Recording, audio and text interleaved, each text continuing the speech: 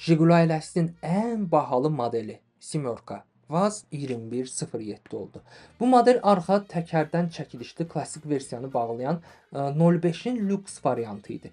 Qiyməti 9700 rubl idi və yüngül minik avtomobilləri arasında ondan baha yalnız Volga var idi. Düzbucaqlı optika və çıxıntılı radiator barmaqlıqları sayəsində 07-ni bəzən Sovet Mercedes adlandırırdılar. Amma maraqlı bir detal da var. 05 ilə müqayisədə Vaz 2107-nin yüksək yanacaq sərfiyyatı daha yüksəkdir. Aparılan aerodinamik tədqiqatlarla və poliqon sınaqları ilə göstərildi ki, bunun əsas səbəbi məhz bu çıxıntılı radiator barmaqlıqları idi. 07 Jiguli ailəsinin son modeli oldu. 2012-ci ildə o Rusiya konveyerindən ayrıldı və yerini yeni xalq avtomobili olan Lada Granta'ya verdi. Ümumilikdə 30 il ərzində 3 milyondan çox Vaz 2107 istehsal edildi. Bu model yalnız Taylandda deyil, həmçinin İjevskdə, Çeçen Respublikasında, Ukraynada və hətta Misirdə 2014-cü ilin əvvəlinə qədər yığılırdı.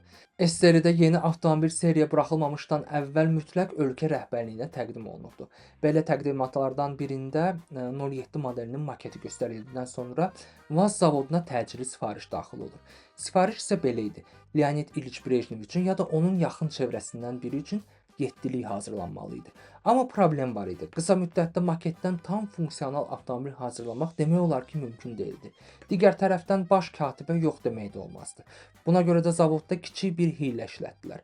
Adi 06-nın üzərinə Vaz 2107-dən götürülmüş kapot və radiator barmaqlıqları quraşdırıldı. Bundan əlavə avtomobil maketdə olduğu kimi anatomik ön oturacaqlar aldı, amma qalan hissə tamamilə 06 olaraq qaldı. Zavod daxilində bu avtomobillər zarafatla yarım 7-lik adı verildi. Bu unikal model sonradan SSRİ rəhbərliyinə təqdim olundu, amma onun sonrakı taleyi haqqında dəqiq məlumat yoxdur.